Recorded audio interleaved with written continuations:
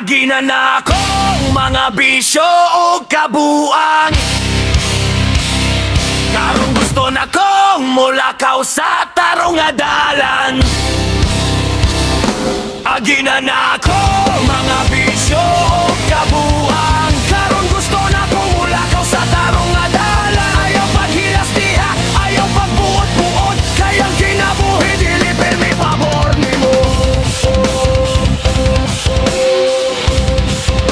Dili pirmi pabor nimo.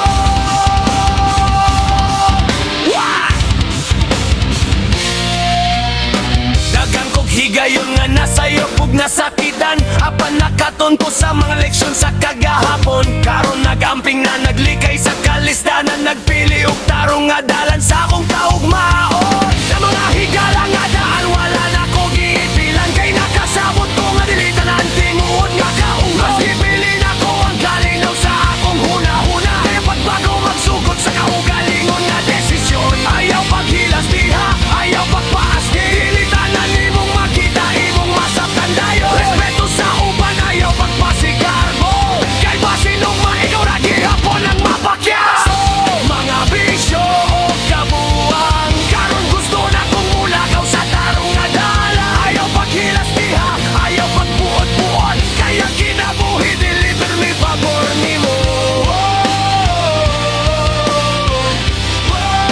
Deliver me pabor nimo.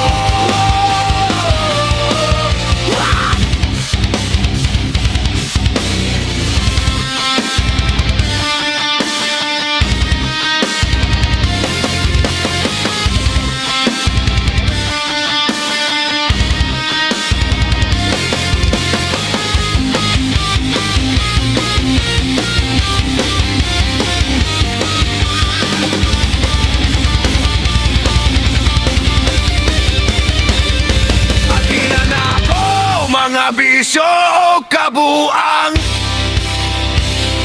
Karong gusto na kong mulakaw sa tarong adalan.